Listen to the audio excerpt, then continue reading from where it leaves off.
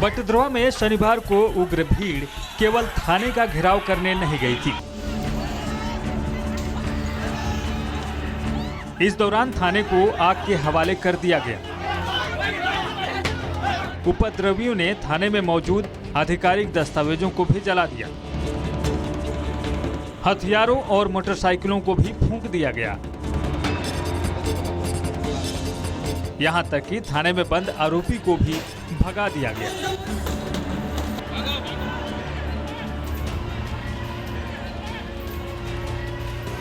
क्या यह सब केवल पुलिस हिरासत में युवक की संदिग्ध मौत के बाद गुस्से का नतीजा था या इसके पीछे कोई बड़ी साजिश है? अगर यह भीड़ अचानक से थाने का घेराव करने गई थी तो फिर इनके पास पेट्रोल जैसी ज्वलनशील चीज कहां से आई? आखिर थाने में मौजूद दस्तावेजों को क्यों आग लगा दी गई? हाजत से आरोपी को क्यों भगाया गया? पुलिस ने भी इसकी संज्ञान ली है। स्पेशल डीजीपी जीपी सिंह ने बताया कि ज्वलनशील पदार्थ की फॉरेंसिक टीम जांच कर रही है। वहीं पूरे मामले की जांच के लिए एसआईटी का गठन किया गया है। এটা ইয়াত ষ্ট্ৰং এলিগেশ্যন আৰু এভিডেন্সো কিছু ওলাইছে যে কিছুমান মানুহে কালি যিখিনি আহিছিলে তেওঁলোকে কেৰোচিন পেট্ৰল জাতীয় বস্তু লৈ আহিছিলে। সো এই ইনভেষ্টিগেশ্যনত সহায় কৰিবলৈ আমি ফৰেনচিকৰ পৰা এটা টিম ইয়াত বিচাৰিছোঁ। যেটো ফৰেনচিকৰ টিম আহি ইয়াত যেটো ৰুমত জুই লাগিছে এইখিনি ৰেজিডিউটো কালেক্ট কৰিব আৰু ৰেজিডিউৰ পৰা তেওঁলোকে টেষ্টিং কৰি আমাক জনাব যে কৰবাত তেনেকুৱা পেট্ৰল জাতীয় বস্তু ব্যৱহাৰ কৰা হৈছিলে নেকি। এটা এসআইটি ফৰ্ম কৰা হৈছে। এসআইটিয়ে তদন্ত কৰিব। আমি এসআইটিক নিৰ্দেশ দিছোঁ যে তেওঁলোকে 45 দিনৰ ভিতৰত ইনভেষ্টিগেশ্যন কমপ্লিট কৰিব লাগে আৰু 60 দিনৰ ভিতৰত চাৰ্জশ্বিটটো এই কেছৰ দিব লাগে। वहीं इस घटना के पीछे जिहादियों की संलिप्तता से भी इनकार नहीं किया जा सकता है।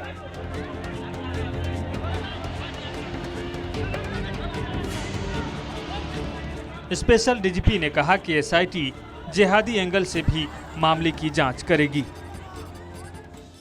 আমাৰ যিখিনি ইয়াত ইসলামিক জিহাদি সংগঠনৰ ইনভেষ্টিগেশ্যন চলি আছে বৰপেটা বগাইগাঁও ইত্যাদি তাৰ লগত এটা কন্টেক্ট কৰিব লাগে বগাইগাঁও পুলিচ আৰু বৰপেটা পুলিচৰ লগত আৰু তাৰ পৰা খবৰটো ল'ব লাগে যে ইখিনি মানুহৰ তেনেকুৱা কিবা ইনভেষ্টিগেশ্যনত নাম নে নম্বৰ ওলাইছিলে নেকি। ঠিক তেনেকৈ আমি ইয়াত যিখিনি মানুহ জড়িত হৈ আছে বুলি আমি গম পাম over the period of next 2 to 3 days তেওঁলোকৰ CDRত আমি কোনোবা জিহাদি সংগঠনৰ লগত জড়িত থকা আমি এভিডেন্স যদি পাওঁ তেতিয়া আমি হেতু কেছত UAP এক্টৰ সেকশনটো এড কৰিম।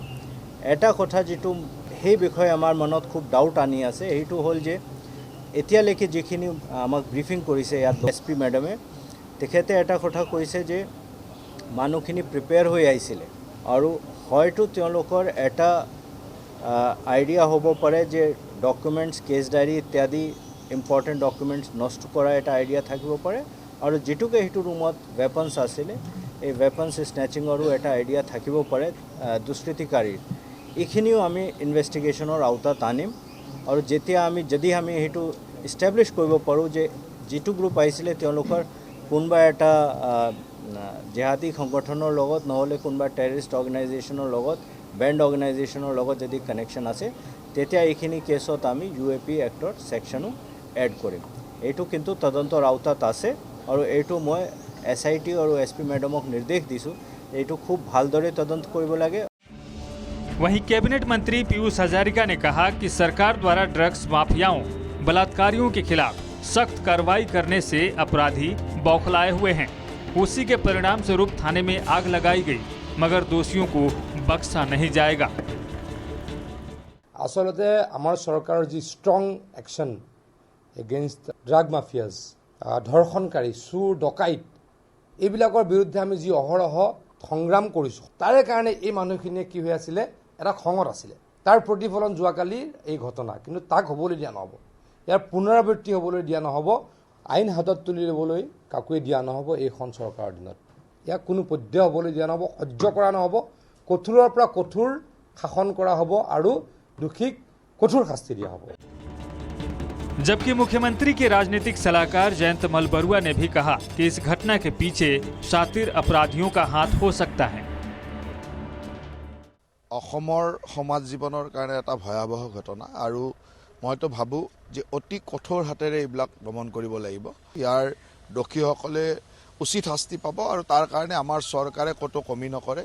এতিয়া যিবিলাক তথ্য আহিছে বা যিবিলাক আমি সংবাদ মাধ্যমতো দেখিছোঁ তাৰ পৰা এনেকুৱা লাগে যে তেনেকুৱা খুব পৰিকল্পিতভাৱে বা এনেকুৱা খুব দুৰ্ধৰ্ষ অপৰাধী য'ত বেকত জড়িত হৈ আছে পিছফালে আছে তেনেকুৱা যেন লাগে। शनिवार को तो उपद्रवियों ने थाने में जमकर बवाल किया, मगर अब इन उपद्रवियों के खिलाफ चिंगार उठा है प्रशासन का बुलडोजर। सरकार की सख्ती की ये पहली कड़ी है। वहीं इस मामले में अब तक 7 आरोपियों को गिरफ्तार किया जा चुका है, जबकि 14 से 15 लोगों को पूछताछ के लिए हिरासत में लिया गया है। এতিয়ালৈকে আমি প্ৰায় FIR নেমড একিউজড আৰু আদাৰ একিউজ মিলাই 7জন মানুহ ধৰিছোঁ, আৰেষ্ট কৰা হৈছে। আন 14-15 জন মানুহ এতিয়ালৈকে অনা হৈছে, ডিটেইন কৰা হৈছে, কিন্তু তেওঁলোকে সেইটো ঘটনাত জড়িত আছে নে নাই সেইটো তদন্ত এতিয়া চলি আছে। ইনভেষ্টিগেশ্যন যেনেকৈ আগবাঢ়িব আমি ইনভেষ্টিগেশ্যনৰ বিষয়ে আপোনাক ৰেগুলাৰলি জনাই থাকিম। चाहे पुलिस हिरासत में युवक की मौत का मामला हो या फिर उसके बाद भीड़ की हिंसा, दोषियों को सजा मिलनी चाहिए, यही लोगों की मांग है।